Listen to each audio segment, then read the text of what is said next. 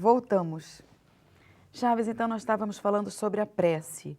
Aquele que acha que a prece não é ouvida. Como é isso? Sempre é ouvida nossas preces se é feita sinceramente do fundo do coração, não é?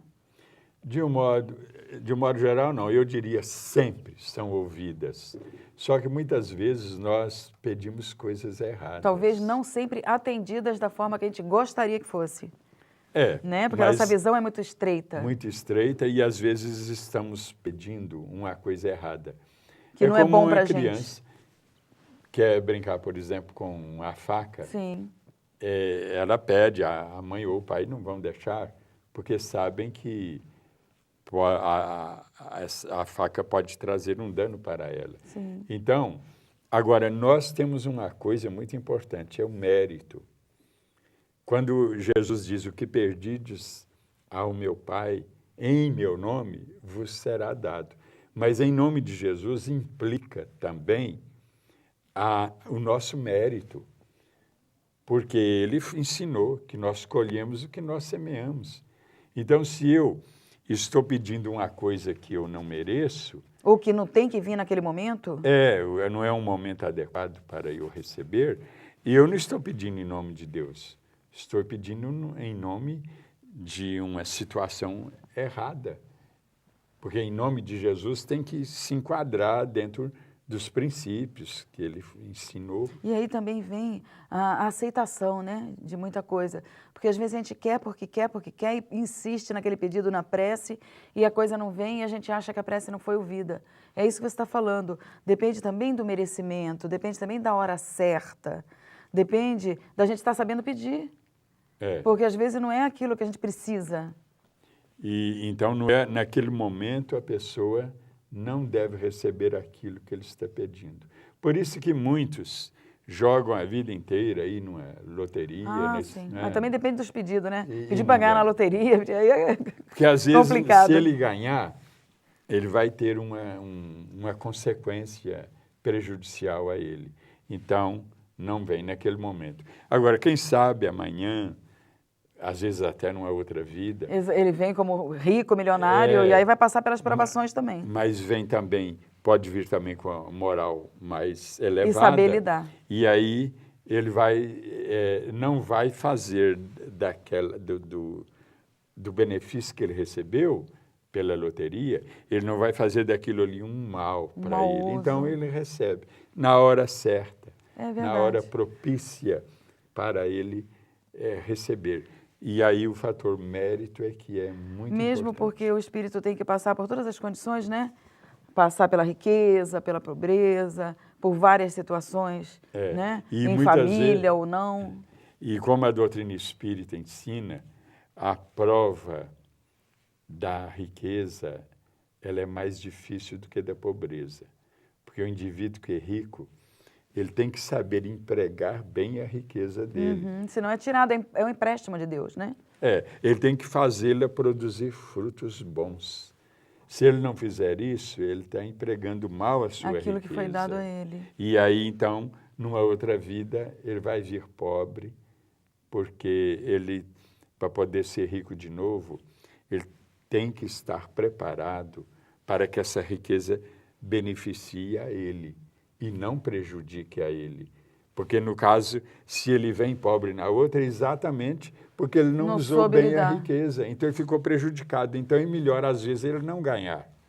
É melhor ele continuar pobre. E existem situações do reencarne naquela família que, às vezes, a pessoa fala assim, nossa, olha, ele lutou para conseguir tudo e desencarnou, foi embora. E muitas vezes volta como espírito encarnado naquela própria família, como um neto, um bisneto, e vai usufruir daquilo que ele plantou, daquilo que ele deixou. E a gente, sem saber das coisas, com a nossa visão limitada, muitas vezes dizem, coitadinho, ele foi embora e deixou aí fortuna, não aproveitou. E tem essas situações, né, Chaves? E a doutrina espírita é consoladora, né? Falamos no bloco anterior, exatamente porque ela incrementa muito essa crença nossa na imortalidade do espírito.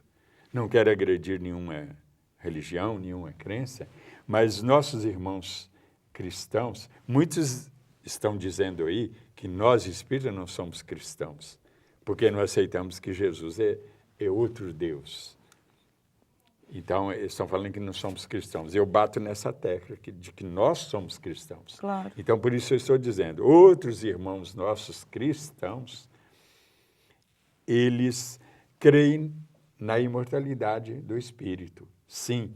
Mas eles vivem, como disse o padre François Brini, do Vaticano, e que é responsável pela transcomunicação no Vaticano, é autor daquele livro Os Mortos Nos Falam, da Edicel, editora Edicel, lá de Brasília. Então, ele fala que os católicos e outros cristãos vivem como se não existisse a imortalidade da alma. Eles falam que creem, mas vivem como se não crescem nela. Por quê? O que você falou antes. O indivíduo desencarna e eles acham, coitado, não aproveitou nada, mas ele tem outra vida. Outra chance. Na qual ele poderá outra oportunidade. se aproveitar desse benefício que ele não pôde aproveitar e que ele semeou. Então, ele vai receber ou nessa vida ou na outra. E muitas vezes daquilo mesmo que ele plantou. Isso é muito interessante.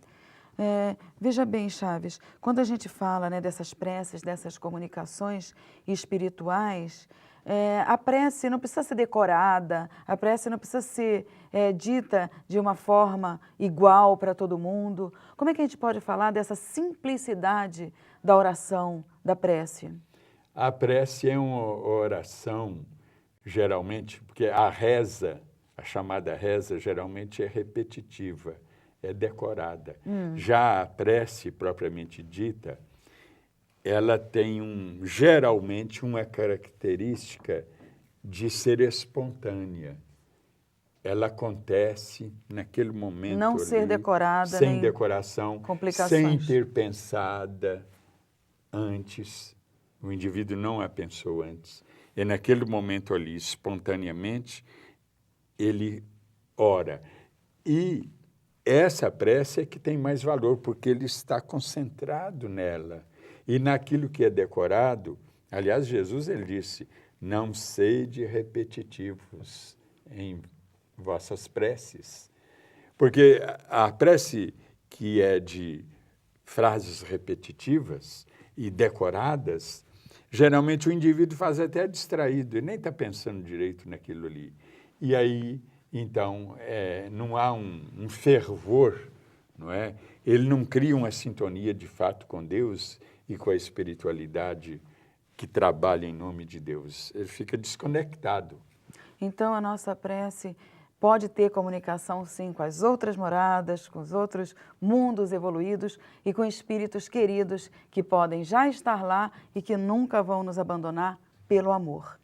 Chaves, suas considerações finais.